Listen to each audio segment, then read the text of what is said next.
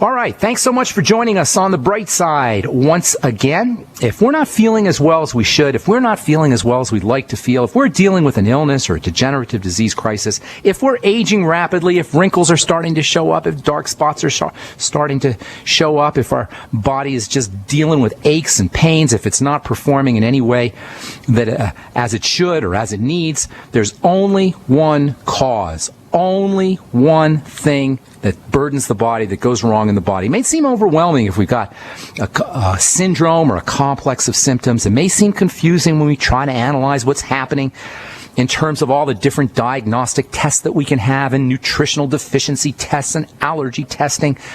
But in terms of reversing whatever our problems are, and in the interest of simplification, KISS, keeping it simple, there's only one thing we need to address, and that is the stressors that are getting into the body. Stressors as in burdens, not necessarily emotional stresses and mental stresses. Whenever you hear the word stress, we tend to think of emotional stress and mental stress, and certainly these are important, but stressors come in various forms. All diseases, all illnesses, all lack of health can be backtracked to some kind of stress, and stresses come in various forms. There's psychological stresses, there's mental stresses, there's emotional stresses, there are spiritual stresses, and of course there are physical stresses.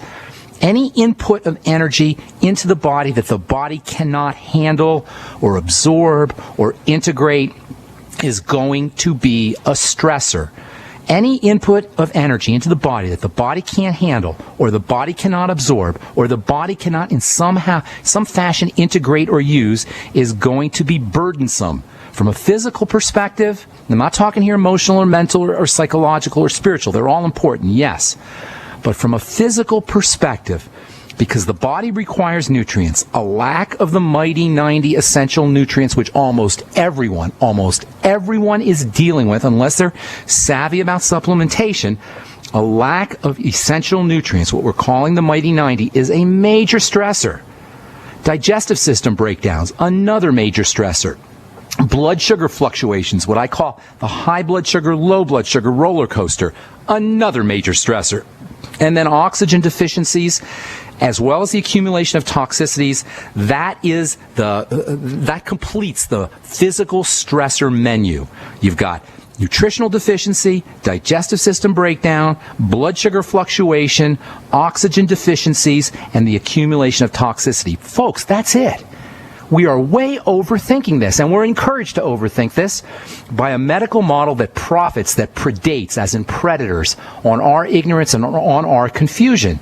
This is why it's so important to simplify. Digestive system breakdowns, nutritional deficiencies, blood sugar fluctuations, deficiencies in oxygen, and accumulation of toxicity. That's the bare bones simplification of what goes wrong in the body in terms of the physical stressors. Again, you got mental stressors, psychological stressors, emotional stressors, and spiritual stressors. I'm not dealing with those, not talking about those. From a physical perspective, nutritional deficiency, digestive system breakdown, blood sugar fluctuation, problems with oxygen as in deficiency, and accumulations of toxicity. So what does that tell us? Well, it tells us that from a physical perspective, if we want to feel better, we got to make sure we're getting our essential nutrients. Number one, we've got to repair our gut. Number two, we got to stabilize blood sugar. Number three, we got to oxygenate through correct breathing. Number four, and we got to make sure we're eliminating through the bowels and through the lungs via exhalation. Basically, that means eat correctly, breathe correctly, make sure we're using our Mighty 90 nutritional supplements. Eat, breathe, supplement. If you really want to maximize health and healing, get the optimize health and healing and the recovery process and the anti-aging process, then you want to exercise as well. A little bit, not a lot. You don't need P90X. You don't need to spend an hour a day in the gym. You don't even need 10 minutes a day. You need 5 to 9 minutes a day in the gym. Intense workout. 5 to 9 minutes of an intense workout in the gym is plenty. And you don't need to do it every day either. That's a half hour a week, folks. And that's just if you want to optimize and maximize. You can always do more. If you want to exercise a little more, that's great. But it's not necessary. So we're talking eat correctly, breathe correctly, make sure we're supplementing. And if you want to go all out, exercise a couple of minutes, 5 to 10 minutes a day.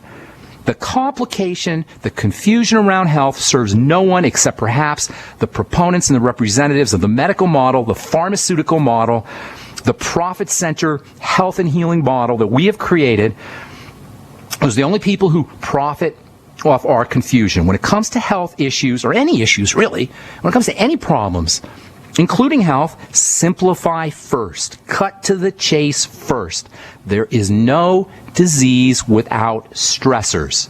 Period. There is no disease without stressors.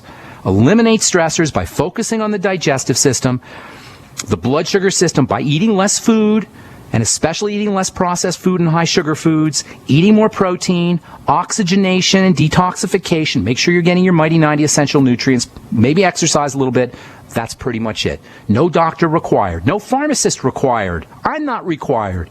No insurance companies required. No drugs or devices are required. No Obamacare is required. We are, and our bodies are self-contained healing and regenerating systems privy and birthrighted by the divine healing mechanism. We're perfectly designed to heal and regenerate and renew. Our bodies are perfectly designed to heal and regenerate and renew on their own, and that is the good news. That's the gospel of health. That, my friends, is the bright side. All right, we're coming back. We'll talk to you about acetylcholine, nerve transmission, and cigarette smoking as well, and the relationship between cigarette smoking and nerve transmission. I'm Pharmacist Ben. You're listening to The Bright Side. We'll be back after this. Okay, so we've been talking about nerve transmission, the chemicals that stimulate nerves. They call them nerve hormones. Scientists technically call them neurotransmitters. That's a fancy way of saying nerve chemicals. These are substances that are squirted out by nerve cells, secreted by nerve cells, and they initiate all of the activities in the body. You think that's important? Yes, it's darn important.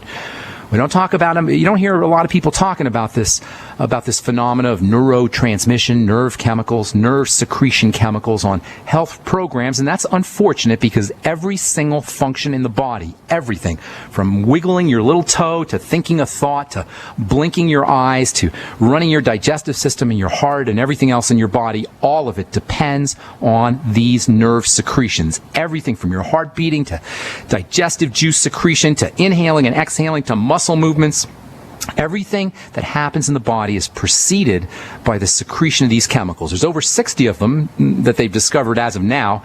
I remember when I was in pharmacy school, they told us there were, and this was maybe 25 or just about 30 years ago, they said there's 6 or 7 of these nerve chemicals, nerve transmission chemicals. Today we know there's over 60 of them. They go by various names. Dopamine, you probably heard of that one. That's involved in movement. It's also involved in pleasure-seeking behavior. Adrenaline, that's our fight or flight or survival neurotransmitter. Serotonin, everybody's heard of serotonin. That's a nerve chemical that's involved with awareness and vigilance and attention. Endorphins, these are neurotransmitters that are involved with pain relief. Cannabinoids. Cannabinoids are really interesting nerve chemicals. They're found in the marijuana plant as well as in our body. Cannabinoids have relaxing properties, as you might surmise, given that they're the active ingredients in marijuana. How interesting is that? That the active ingredients in the marijuana plant, which many people are in jail for 20 or 30 years for in some states, the active ingredients of this illegal plant are actually chemicals that are made in your brain. Anyway, cannabinoids are a type of neurotransmitter. The first of these chemicals, and arguably the most important of these chemicals, is something called acetylcholine. This is a nerve chemical that's associated with relaxing and learning and memory, as well as the coordinated functioning of our muscles. Relaxation and contraction, all this occurs, relaxation and contraction occur at least partially in response to acetylcholine and its contrasting colleague, its opposing colleague, adrenaline. Acetylcholine and adrenaline oppose each other. Acetylcholine has a relaxing effect for most muscles. Adrenaline has a stimulating effect for most muscles, although some muscles respond a little differently. For the most part, that's true. Acetylcholine relaxes the involuntary muscles in the digestive system and the circulatory system, and conversely, it regulates the contraction of voluntary muscles in the arms and the legs And in the facial muscles, yesterday we talked about how acetylcholine causes contractions of the facial muscles around the mouth and the eyes and other areas.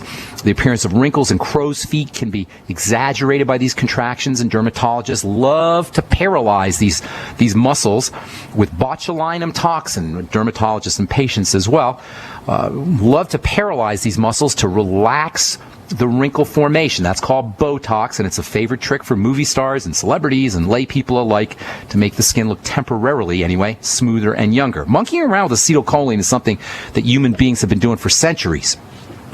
For eons, for thousands of years, we've been playing around with acetylcholine. Native tribes and indigenous tribes in South America and in the South Pacific are famous for using poison darts, which block acetylcholine and cause instant paralysis of the body. They'll shoot a dart at a monkey or an animal in a tree. The animal's muscles will completely relax. They'll fall out of the tree, and that'll be lunch or dinner for some indigenous tribe. In modern times, acetylcholine manipulation has been used in nerve gas. Sarin, S-A-R-I-N, is a classic example of a nerve gas that enhances the effects of acetylcholine. In ancient Egypt, women used to use an extract of the belladonna plant. Belladonna is Italian or Latin for pretty woman. And ancient Egyptian women and throughout the Renaissance would use the belladonna plant, which contains something called atropine. The women would use it to dilate their pupils. Atropine blocks acetylcholine. And by blocking acetylcholine, the pupils of the eyes get really big. Acetylcholine has a relaxing effect on the pupils, or has a constricting effect on the pupils. And by blocking acetylcholine, the pupils get really big. That's why the police will look in your eyes. They'll look in your pupils. If they catch you driving and they suspect that you're doing some kind of drugs, they'll look in your pupils, because your pupils, the dilation of your pupils, the opening and closing of your pupils, responds to drugs. Lots of drugs. Atropine and belladonna has the same effect and will cause pupils to get bigger. Women would either drink belladonna tinctures or eat the belladonna plant in order to relax the muscles of the eyes, make their eyes look really big, the pupils of their eyes look really big, and they consider that, and we still consider that to be attractive. In the book, The Introvert Advantage, Marty Laney, L-A-N-E-Y, theorizes that there's an acetylcholine personality type. She calls it the introverted personality type. Introversion, introverted behavior, quiet behavior, shy behavior, at least according to Ms. Laney, is part of acetylcholine, or is an aspect of acetylcholine chemistry. This is in contrast with what she calls the adrenal personality type, which has more get up and go. She associates that with extrovert behaviors. Ms. Laney links acetylcholine to the energy-conserving activation of the relaxation nervous system. She calls it the throttle down system. And in perfect harmony with what we talk about here on the Bright Side every day, Ms. Laney writes that the only ways to support and maintain acetylcholine and other neurotransmitters are nutrition, sleep, controlling stress levels, and exercise. Sounds like she's been listening to the Bright Side. This is what we talk about every day. Then there's a very interesting relationship between cigarette smoking and acetylcholine. Nicotine, the addictive ingredient and the active ingredient in tobacco, is, as it turns out, very similar to acetylcholine. Cells that respond to acetylcholine can be fooled by nicotine, and there's some interesting implications for that when it comes to quitting smoking. I'll tell you what I mean when we come back from our break. I'm Pharmacist Ben. You're listening to The Bright Side. 855-660-4261 is our call-in number. Got a couple lines open for you. We'll be back right after this. Don't go away.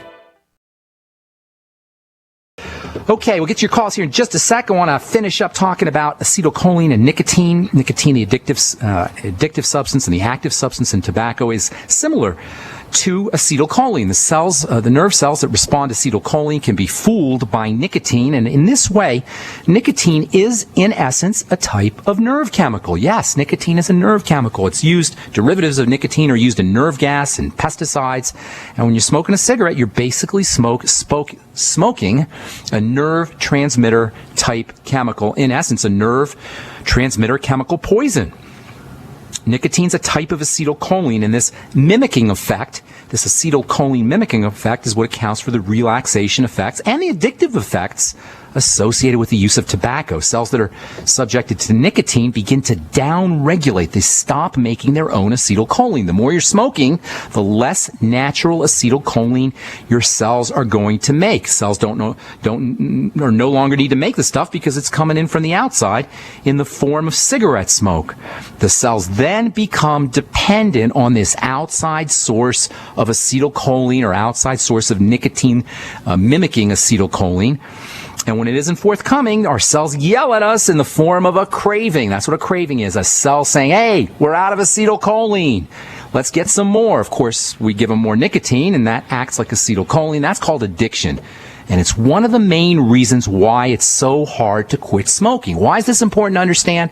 Once we understand this, the key to quitting smoking, to reducing cravings, to reducing the effects of nicotine addiction becomes clear. And I'll tell you what I mean tomorrow as we continue talking about acetylcholine, nicotine, nerve transmission, and nutrition for building acetylcholine on the bright side. I'm Pharmacist Ben. 855-660-4261 is our number.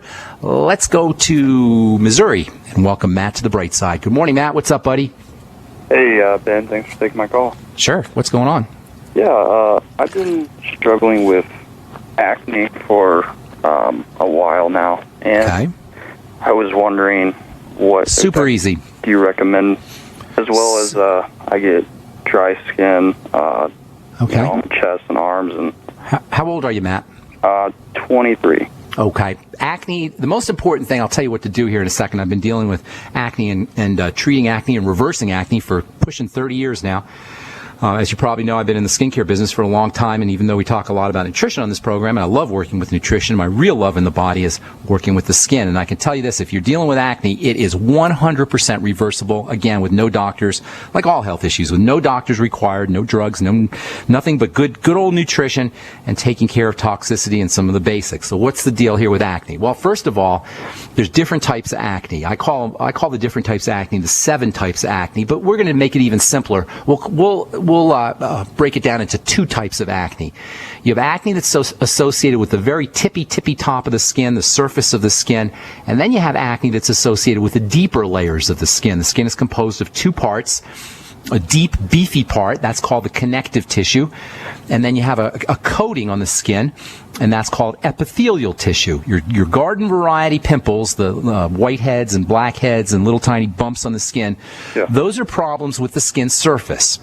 The real unpleasantries with acne are the boils and the cysts, and the real deep kinds of blemishes or deep kinds of wounds or lesions, and those are associated with the connective tissue, the stuff underneath. If you have boils and cysts, you got a connective tissue problem, which means you have a toxicity problem.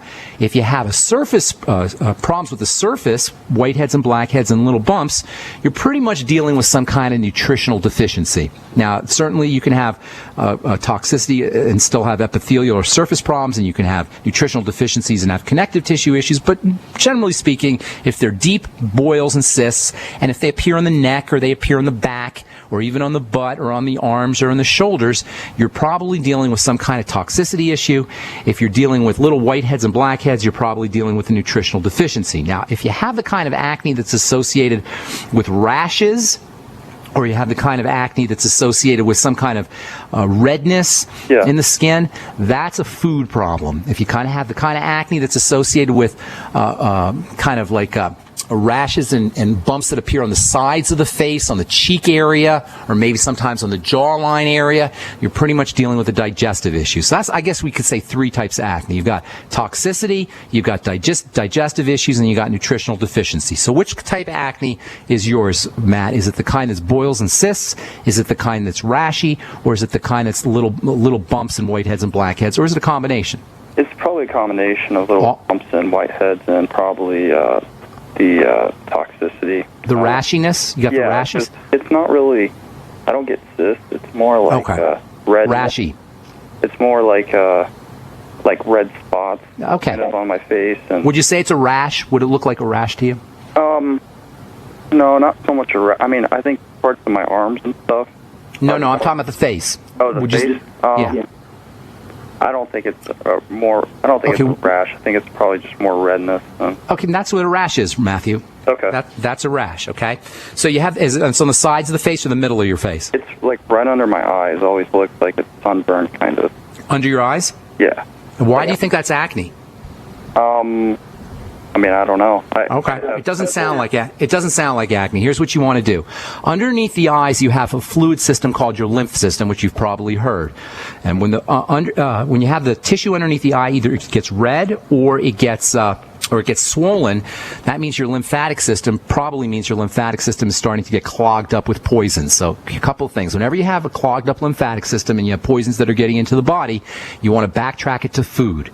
So link your skin issues to specific foods you're eating. Number one, that means when your when your rash gets worse under the eyes, or the redness gets worse, or if you have puffiness, if that gets worse, connect that up to what you ate an hour, or 2 hours, or 3 hours before. Usually you'll find dairy is involved, grains may be involved, or soy may be involved, legumes, peanuts, and beans and soy and such. Usually those are the big problem foods. It could be anything, but those are the big problem foods.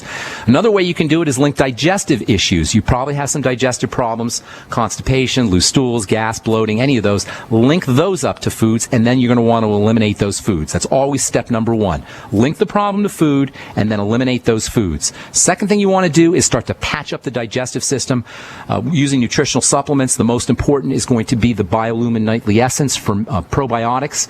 Probiotics are always the most important nutritional supplement for any kind of digestive issue. And even though we're talking skin here, Matt, you really have a digestive issue, it sounds like to me. So probiotics and fermented foods as well, kefir, miso, kimchi, and that's those sort of foods. Those will help stabilize gut bacteria, which will have a wonderful beneficial effect on the digestive system. Hang tight, Matt. Got a few more things I want to say. If you're on hold, we'll get to you when we come back from our break. I am Pharmacist Ben. You're listening to The Bright Side. We'll be back right after this.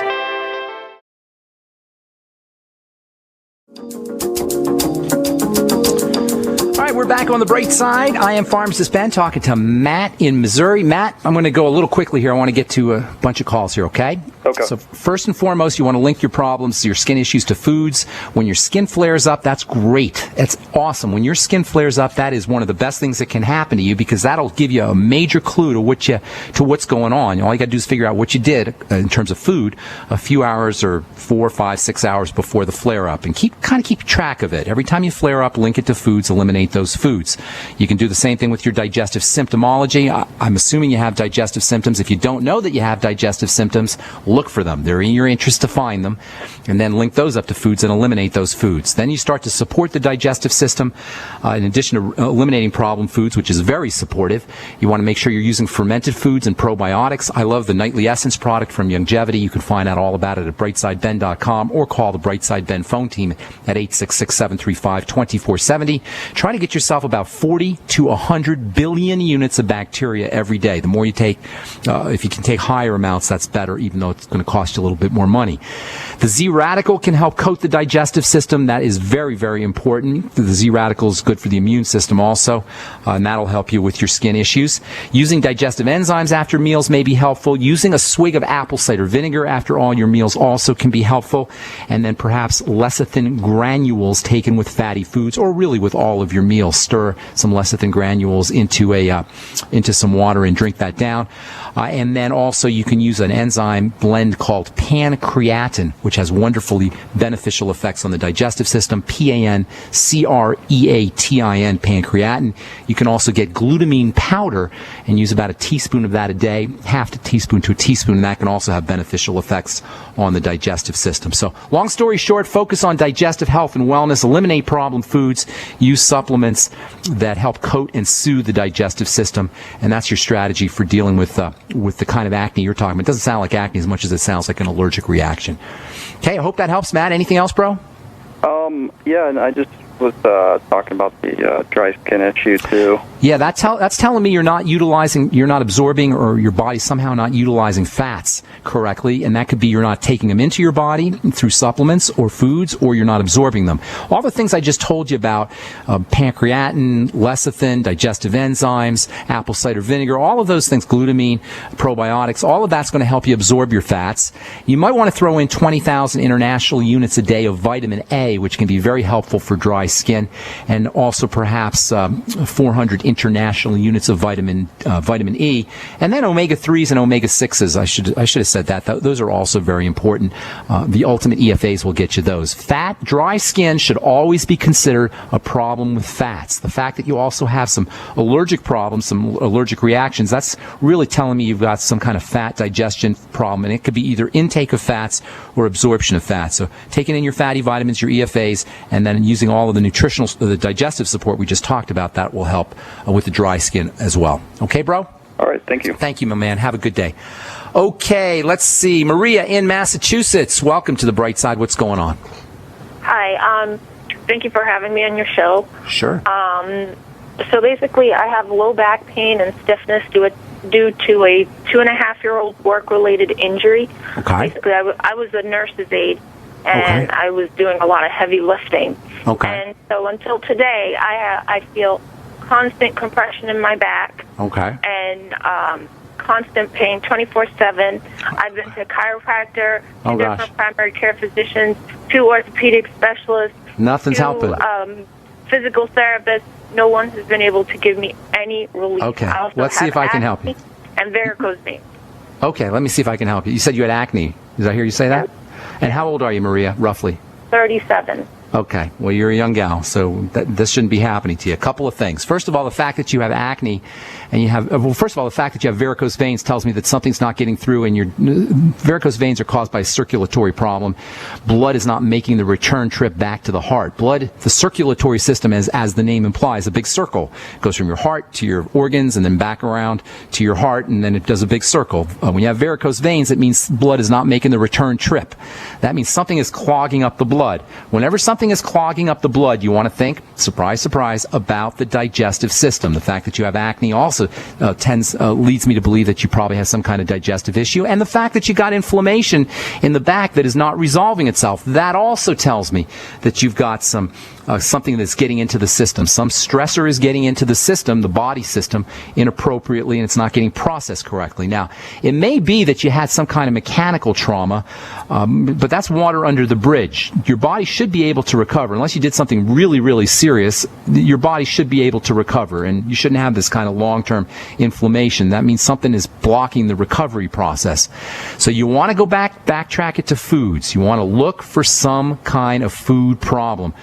Now, there's no way that you can tell me with varicose veins that you're not probably constipated, is what I would be guessing. Yes, I am. Okay, so again, I'm not Psychic Ben here. This is just how the body works. All right, so what you want to do is you want to look to every time you feel like you can't have a bowel movement, you want to backtrack in your, ideally on paper, through journaling, and figure out what you ate within 4 to 6 to 8 hours before you were constipated. Stomach emptying time is around 6 to 8 hours. So from a digestive system symptom, you want to backtrack 6 to 8 hours and see what you ate. And don't try to use your memory on all this. Just write it down. You're going to be very surprised what you find out. Once you eliminate those problem foods, and you start having regular bowel movements, the varicose veins will resolve themselves. The acne very well will resolve itself too. Now, the inflammation in the lower back, that may take a little bit longer. I'm not sure if you've done if the inflammatory process has created some long-term damage, the chronic inflammation has created some damage. That may take a little while to build up. So, number one, you're going to want to eliminate problem foods. Number two, you're going to want to start to do, just like we were talking with Matt earlier, you want to start to take in supplements that help you support the digestive system. And I'm not going to repeat myself because we just talked about them. You can go back and listen to the archives. Generally, they're the probiotics and the apple cider vinegar and the digestive enzymes and the glutamine powder and the Z radical. I would suggest you go back to the archives and listen to the program because there's a few other things. Yeah. Now, there's also nutritional supplements that you're going to want to take for the acne as well as for the digestive system. Vitamin A is very, very important for the digestive system and for the skin. So is the mineral zinc. Both vitamin A and zinc also have anti-inflammatory properties, so they can help you with the lower back pain. Same with your essential fatty acids. Get on the Healthy Start Pack. That will get you your ultimate EFAs. That will get you your Mighty 90 essential nutrients, and the Beyond Tangy Tangerine in the Healthy Start Pack will give you all these nutrients in a nice liquid, easy to absorb fashion. Then there's some neat anti-inflammatory nutrients you might want to try. The Z Radical has some anti-inflammatory properties. Vitamin E is very anti-inflammatory. 400 international units a day might be something to think about. Magnesium has wonderful wonderful anti-inflammatory properties. You'll get magnesium in the osteomag from longevity. Around 1,000 milligrams minimum of magnesium is a good anti-inflammatory strategy. Omega-3 essential fatty acids are also anti-inflammatory. I like alpha lipoic acid for its anti-inflammatory benefits. Maybe 400 international units of alpha lipoic acid might help you out. And then as far as foods go, there's some wonderful anti-inflammatory foods. Garlic has got anti-inflammatory effects. You might want to make sure that you're using either garlic capsules or putting garlic on all of your foods. And then you may also want to think about using, in terms of anti-inflammatory, making sure that you're using things like vegetable juices, and as long as you don't have any problems with specific vegetables, vegetable juices and vegetable soups. And then last but most certainly not least, bone soup. Wonderfully anti-inflammatory, and it also has immune boosting properties, and it can help you with your lower back pain, and just general kind of nutritional tonic, but especially for anti-inflammation, building the immune system and helping with that lower back pain. The amino acids, the proteins that you'll get in the bone soup can help you rebuild some cartilage too. If you want to throw one more thing in, I would throw in the glucogel caps from longevity, which also have some nice anti-inflammatory effects. Thanks for your call, Maria. Anything else going on? Thank you so much. Okay. I do know that I have an issue with wheat. Well, that's just one thing, but that's great that you know that. That's awesome. Staying off of wheat is very important. But if you have a problem with wheat, you could have a problem with oats. You probably have a problem with corn, pretty much all grains. It's not just, if you have a problem with one grain, the odds are pretty good you're going to have a problem with other grains too. But you're on the right track. That's one way that's definitely how you want to be looking at this thing. Thanks for your call, Maria. I want to see if we can get one more call in. Let's see. You've been holding on forever, Bill. Real quick, what's up, buddy? Yeah, I'm on warfarin. I'm a truck driver. I had a blood clot behind the knee when during a surgery in 2000. Did you say a blood clot? Yeah. Okay, real quick with blood clots. Blood clots are a sign of a body in distress. The blood becomes thick under conditions of emergency, under conditions of stress. Surgery can do it. If you're sitting for a long period of time, that can, I don't know if that'll cause blood clots. Well, it could cause blood clots, absolutely. Here's a couple ideas for you. Number one, vitamin E's got some blood thinning properties. Omega-3 fatty acids have blood thinning properties. Garlic has blood thinning properties. And one of the most effective ways to thin the blood is to make sure you're oxygenating. Oxygen, or lack of oxygen, is a major emergency to the body, and lack of oxygen will cause the blood to clot faster than anything. So making sure you're using your deep breathing techniques. I wish we had more time to talk, Bill. That's all the time we have for today. If I left you on hold, give us a call back tomorrow. We'll get you first up. Thanks for listening, folks. I'm Pharmacist Ben. Have a wonderful, beautiful day. We'll talk to y'all later. Bye for now.